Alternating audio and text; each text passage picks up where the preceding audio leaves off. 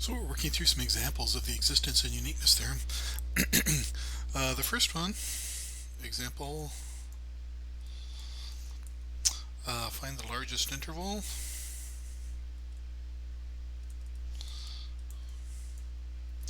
on which we have a unique solution to the IVP. X times x minus 1, y prime plus y equals x squared, with y of 2 equals 3. Okay, so first off, you want to use the best, I guess we could say, existence and uniqueness theorem that you can. In other words, if it is a linear first order differential equation, which this is, then you should use that part of the theorem rather than in a general case. So what did that theorem say? We have to put this in proper form first.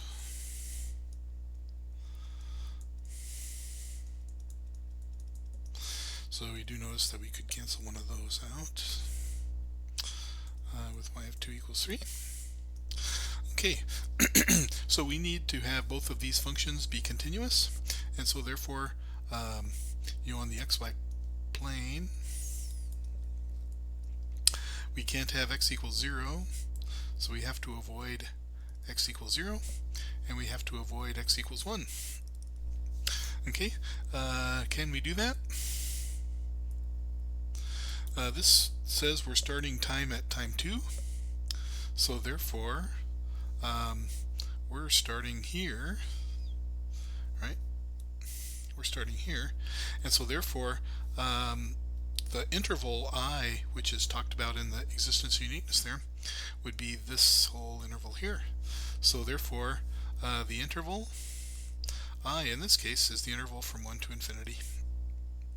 Okay, so that is the interval that we can expect to have a unique solution. Good. Now if I had changed the problem, if I had changed the initial condition, suppose I had said y of minus 1 is equal to 3. Oops, 3. Then what would your interval be? Well, if we were over on this side instead, right, then we would have to choose the interval from minus infinity to 0, right? That would be this interval. Okay, and so the interval that you have depends on your initial condition. Good. Now let's try one similar to that. Example. Solve and find the largest interval on which a unique solution exists. Okay, so in this case we will have y prime is equal to 2ty squared with y of t, y of 0 being y sub 0. Okay, now before we start, let's think about the existence and uniqueness theorem. In that case, E&U, this is nonlinear, and we have f of ty is equal to 2ty squared, and that's a nice continuous function everywhere.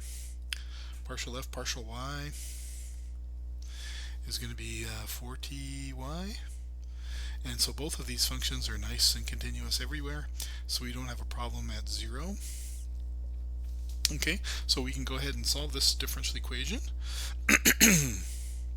And let's see, what do we get? 1 over y squared dy is equal to 2t, 2t dt. And so integrating, we have minus 1 over y equals t squared plus c. Okay, and so it looks like minus 1 over t squared plus c will be our y. And then we have y of 0 equals y sub 0, I guess, huh? So let's go ahead and plug that in. And so minus 1 over c would be y0. Good. And so therefore y of t is equal to minus 1 over t squared minus 1 over y0. Notice that we could put the you could change that, multiply top and bottom by negative 1. You don't have to, but why not? Okay. And so now the question is where does this solution, is there a point where the function does not exist? It looks like it. So it looks like it's plus or minus 1 over the square root of y0, right? So 1 over the square root of y0, this is my t-axis, minus 1 over the square root of y0. And our t-axis is broken into 3 pieces. Which one do we want? I believe we want this one, right? Because this is where t equals 0 is. Where is it? Here it is, t equals 0. Okay, and so our answer then is that t is between minus 1 over the square root of y0 and 1 over the square root of y0. Good. Alright, that's kind of fun. Let's do one more example. This is example 2 in your book, if you want to check it out. Dy over dx is equal to 3x squared plus 4x plus 2 divided by 2 times y minus 1, y of 0 equals 1. I guess we're doing a couple different ones. Y of 0 equals minus 1, and then we'll see what happens here. Good. So you see that your f of xy is equal to your 3x squared plus 4x plus 2 divided by 2 times y minus 1. And so f not continuous at y equals 1, and so we're going to run into trouble at y equals 1 if we were using the existence and uniqueness theorem, but we're not. Furthermore, if you take partial f partial y, right, that's just going to be, you could think of this as some constant times y minus 1 to the minus 1 power, and so your partial derivative would just be minus this stuff, but then you would just have a y minus 1 squared, and so you're not adding any bad points to your partial derivative to where this is also not continuous. Okay, and so it looks like y equals 1 is the only place we have to worry about. And just as an extra little bonus here, that means you have to stay away from where? You have to stay away from the line y equals 1. Okay, so we have to stay away from this line in the plane, in the t or xy plane. Okay, so as long as we stay away from this, we're good. And in our case, y of 0 equals, oh, well, let's see what happens. Maybe everything is okay. So let's see, that would be 2 times y minus 1 is equal to 3x squared plus 4x plus 2. I'm just solving this by separating, oops, I forgot my dy there. Good.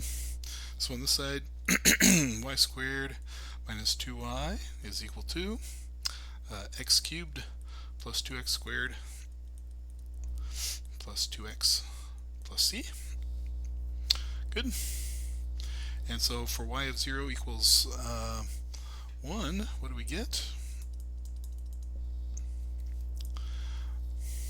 We get 1 minus 2 is equal to 0 plus c. So c is minus 1. And so we get y squared minus 2y is equal to x cubed plus 2x squared plus 2x minus 1. Good. All right. So in fact we do get a solution, but notice what this is, right? This is implicit. What does the solution look like? If you were to actually plot the solution, the solution would look like kind of a sideways parabola, very similar.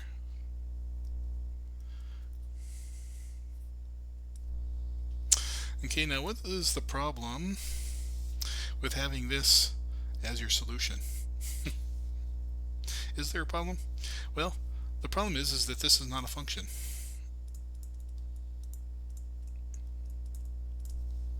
Right? And so that's what we mean. This is an implicit solution. So is there a solution to this differential equation? Well, yes, but you'll notice that the derivative becomes infinite right here, right? Y prime becomes vertical right there. And so you can have this upper half of the parabola, it's not really a parabola, it's almost a parabola, be the solution, or you could have the bottom half be the solution. We'll just keep the top half here, and then actually we don't know which one would work, right?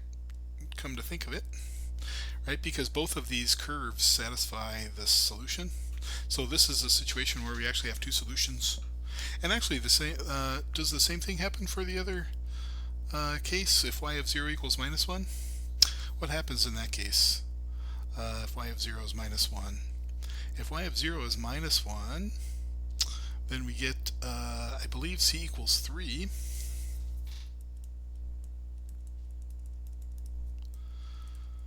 And we get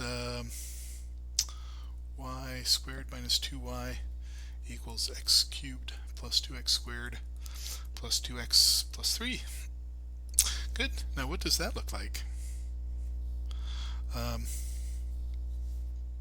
That looks very similar, and in fact we do get a bit of a similar plot here.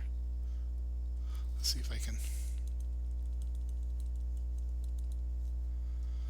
Y of 0's. You end up with something like this for the entire curve.